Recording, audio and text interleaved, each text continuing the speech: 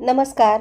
तर आज छान असा कुकरमध्ये मऊ आणि दाणेदार असा हा गाजराचा हलवा कसा करायचा ते बघूया. रेसिपी अगदी सोपी आहे. बरं, पारंपरिक पद्धतीचीच आहे, पण तरीसुद्धा अगदी झटपट होणारी आहे. थोडेसे इथे वेगवेगळ्या ट्रिप वापरलेल्या आहेत.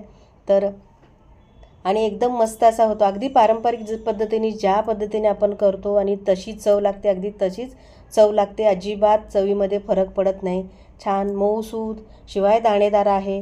पण किसलेला नाही आहे मी किंवा आपण वाटून घेणार नाही, तरीसुद्धा मस्त असा हा गाजराचा हलवा तयार होतो. तर त्यासाठी काय केले, ते 1 किलो गाजरं घेतलेले आहेत.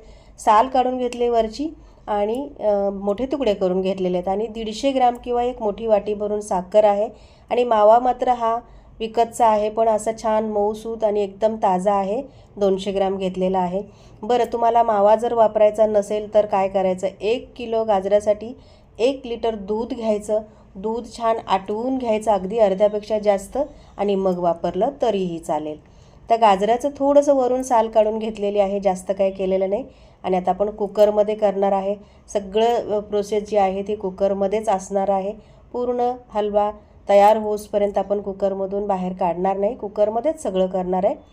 तर त्यासाठी इथे कुकर घेतला मी आणि त्यात 1-2 चमचे तूप घातलं आहे. तूप कमी जास्त करू शकता, पण शक्यतो अगदीच जास्त घालू नका किंवा एकदम कमी घालू नका. तूप अगदी मापातच पाहिजे. एखाद चमचा वाढवला तरी चालेल. तर इथे 2 चमचे तूप घेतलं आणि आता याच्यामध्ये हे गाजराचे तुकडे टाकून घ्यायचे आहेत आणि याला 1-2 मिनटं परतून घ्यायचं आहेत. म्हणजे जसं आपण कीस केल्यानंतर कसा कढईमध्ये आपण तुपावर परतून घेतो की नाही, अगदी त्याच पद्धतीने घ्यायचा आहे. छान असा हा परतवून घ्यायचा. 1-2-3 मिनिट छान हे सगळे पीस जे आहेत, गाजराचे तुकडे जे आहेत की नाही, त्याला तूप लागलं पाहिजे, तुपावर छान परतून झालं पाहिजे. त्यासाठी 1-2-3 मिनिट छान परतून घ्यायचं. आणि यामध्ये दूध घालायचं आहे. तर मगाशी मी दूध दाखवलं नव्हतं, तर 1-1.5 वाटी दूध आहे. दूध कमी जास्त करा, पण जास्तही कमी करू नका, कारण मग कुकरच्या शिट्या येता येता दूध आटतं. तर 1 ते 2च शिट्या करायच्या, आपल्याला जास्त करायच्या नाहीत. सगळं मिक्स करून घ्यायचं आहे आणि याला आता शिट्या करायला ठेवायच्यात. बरं, तुम्हाला जर वाटलं की हे दूध जरा जास्त झालं आहे आणि शिटी येताना जास्त फसफसते, काय करायचं, एकच शिट्टी येऊसपर्यंत वाट बघायची आणि मग नंतर गॅस कमी करायचा, अगदी मंद करायचा आणि मंद गॅसवर 10 मिनिट आपल्याला शिजवून घ्यायचं आहे. ह्या 10 मिनिटामध्ये एखाद शिट्टी होते. पण हे बघा, बघू शकता, 10 मिनिट करून घेतले आणि छान असं हे गाजराचे तुकडे आहेत की नाही, छान शिजलेत, मऊसूत झालेत. बघू शकता, दूध थोडंसं माझं जास्त झालं होतं, त्यामुळे हे बघा थोडंसं माझ्या कुकरमधून जास्त फसफसलं गेलं. हे बघा, मस्त मऊ अशी गाजरं शिजून तयार झालेले आहेत. आता याला काय करायचं, अगदीच जास्त तुम्हाला वाटत असेल तर दूध याच्यातलं थोडंसं काढून ठेवा, पण मी काढलं नाही, त्याच्यातच छान आटवून घेतलं दूध. पुन्हा गॅसवर ठेवून सगळ्यात आधी तर मॅशर घ्यायचा, पावभाजीचं मॅशर असतं ते, आणि त्याने छान असं हे बारीक मॅश करून घ्यायचं आहे. याने काय होतं, इथे छोटीशी ट्रीप आहे बघा. तर तुम्ही हे असंच काढून जर केलं तरी चालतं, पण असं हे मॅशरने केल्यावर काय होतं, अगदी दाणेदार त्याचं ते गाजराचे तुकडे असतात की नाही, अगदी दाणेदार रवाळ असे तयार होतात. त्यासाठी अशाच पद्धतीनं करायचं आहे. छान हे मिक्स करून घेतलं. आता यामध्ये साखर घालायची आहे. साखर तुमच्या आवडीनुसार, गरजेनुसार कमी जास्त करा, कारण गाजरही गोड असतं. मावा, विकतचा मावा असतो, तोही बऱ्यापैकी थोडासा गोडच असतो, त्यामुळे त्या अंदाजाने साखर घालायची. सगळं मिक्स करायचं आणि आता कुकरवर आटवायला ठेवायचं. हे दूध सगळं आटूसपर्यंत आपल्याला छान हे आटवून घ्यायचं आहे. थोडासा वेळ लागतो. आता दूध जर जास्त असेल तर थोडा वेळ लागतो.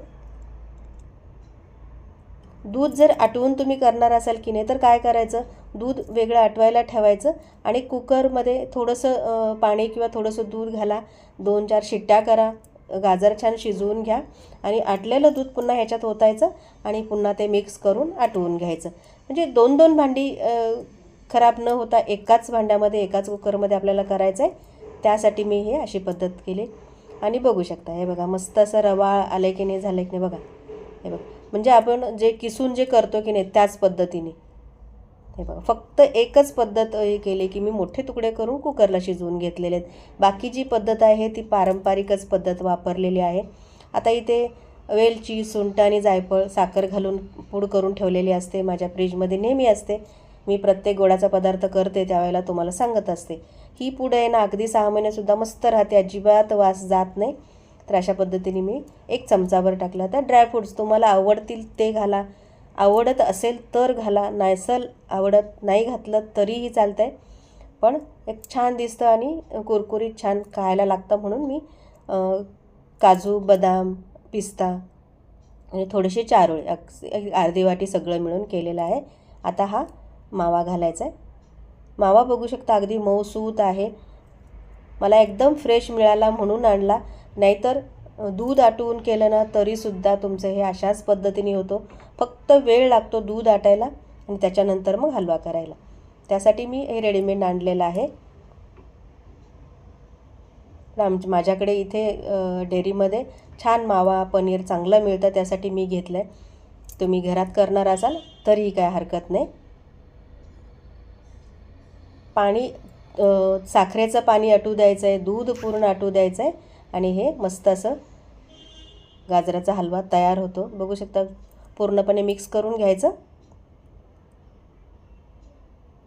आता थोडीशी वाट बघायची. हे पूर्णपणे पाणी त्याचं साखरेचं पाणी झालेलं असतं ते आटू दिलं पाहिजे. दूध थोडंफार असेल तर आटू द्यायचं. त्यामुळे काय होतं, हा गाजराचा हलवा की नाही 2 ते 3 दिवस फ्रीजमध्ये राहतो. अगदीच एवढा केल्यानंतर आपण एकाच दिवशी संपवत नाही. किंवा मग तुम्हाला अगदीच थोडं करायचं असेल तर एक अर्धा किलो, पाव किलो गाजराचंही पद्धत हीच वापरायची आहे. साहित्य असंच वापरायचं आहे, पण कमी करून वापरायचं आणि केलं तुम्ही 1 दिवसात संपवणार असाल तरीसुद्धा. हे बघा सगळं मी पाणी आटवून घेतलं आहे बघा आणि फक्त आता तूप दिसतंय अशा पद्धतीने. आणि हा जर प्रवासात तुम्हाला न्यायचा असेल की नाही तर सुद्धा 2 दिवस अगदी आरामात टिकतो बरं का, अजिबात खराब होत नाही. आपण पाणी त्याच्यातलं अजिबात ठेवलेलं नाही, पूर्णपणे आटवून घेतलं आहे आणि छान असा हा बघू शकता बाजूने तूप सुटलं आहे, म्हणजे अजिबात याच्यात दुधाचं साखरेचा अंश नाही. अशा पद्धतीने केलं आणि बघू शकता मस्त असं रवाळ दाणेदार गाजराचा हलवा तयार झाला आहे की नाही. अजिबात जास्त वेळ लागत नाही किंवा जास्त पद्धत वेगवेगळ्या वापरायच्या नाही आहेत आपल्याला. छान एकाच भांड्यामध्ये 1 कुकर आणि चमचा याच्या व्यतिरिक्त आपल्याला काही वापरायचं नाही. आणि बघू शकता मस्त असा हा गाजराचा हलवा तयार झाला. कशी वाटली रेसिपी मला कमेंटमध्ये नक्की सांगा. आवडल्यास लाईक करा, शेअर करा, चॅनलला सबस्क्राईब करा आणि बेल आयकॉनवर क्लिक करायला विसरू नका. आणि शिवाय नवीन वर्षाच्या हार्दिक शुभेच्छा. मी नवीन वर्षात ही पहिलीच रेसिपी करते. मध्ये झाले नाहीत माझ्याकडून करायचं, त्यामुळे नवीन वर्षातली ही पहिली रेसिपी आहे म्हणून खूप खूप खूप शुभेच्छा.